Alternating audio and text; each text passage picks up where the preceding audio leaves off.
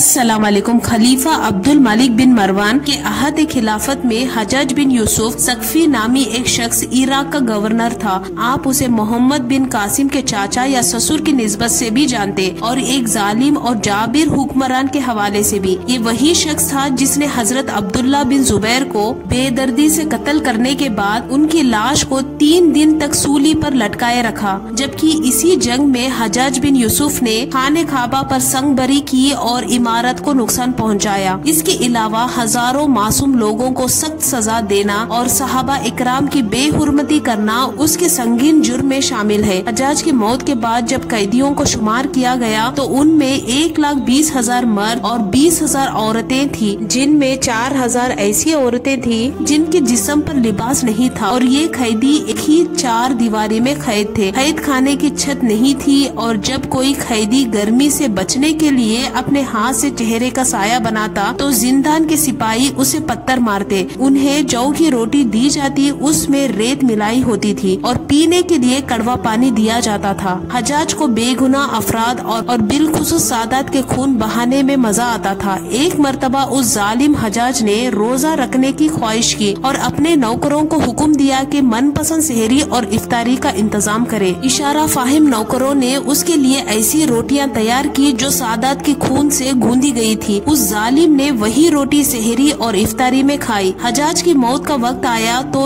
ابن خالخان کہتے ہیں کہ اس کے جسم کے اندر بچھو نما کیڑے پیدا ہو گئے تھے۔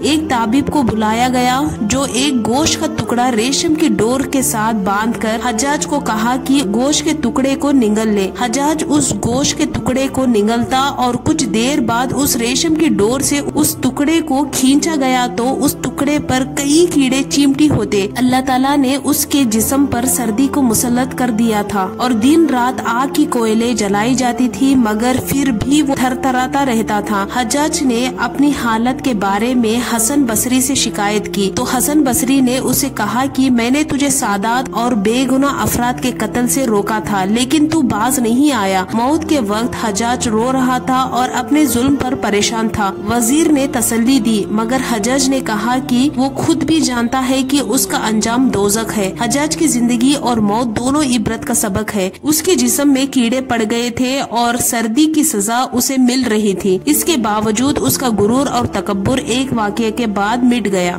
اس زمانے میں نومن نامی ایک شخص کی انتہا حسین اور جمیل بیٹی تھی۔ اس لڑکی کا نام ہندا تھا۔ یہ وہ ہندا نہیں جو سید شہداء حضرت حمزہ کی شہادت اور پھر آپ کے جسم مبارک کی بے حرمتی میں ملوث رہی تھی۔ یہاں جس ہندا کی بات ہو رہی ہے وہ ایک غریب لڑکی تھی، لیکن اپنے حسن و جمال میں بے مثال تھی۔ کہا جاتا تھا کہ پورے ملک عرب میں اس کے جیسی خوبصورت عورت نہ تھی۔ حجاج نے جب اس لڑکی کی شہرت سنی تو اس کے دل میں اسے دیکھنے کا اشتیاق پیدا ہوا، سو اس نے اپنے رندوں کی مدد سے ہندا سے ملاقات کی صورت پیدا کر لی۔ جب حجاج کی نظر ہندا کے چہرے پر پڑی تو وہ پہلے ہی نظر میں اس کا عاشق ہو گیا۔ جہاں دیکھتا اسے اپنی محبوبہ ہندا کا چہرہ نظر آتا۔ چنانچہ حجاج نے ہندا کو حاصل کرنے کی کوشش شروع کر دی۔ جلد ہی 2 لاکھ درہم کے مہر کے ساتھ ان دونوں کا نکاح ہو گیا اور ہندا حجاج کے محل میں آ گئی۔ شروعات میں حجاج ہندا پر جان نثار کرتا اور ہر طرح سے اس کی عیش کا خیال رکھتا۔ ہندا کسی دولت مند خاندان سے نہ تھی، لیکن حجاج سے نکاح کرنے کے بعد وہ دولت میں کھیلنے لگی اور اسے ہر طرح کا سکون ملتا گیا۔ دن گزرتے رہے، رفتہ رفتہ حجاج کا غصہ،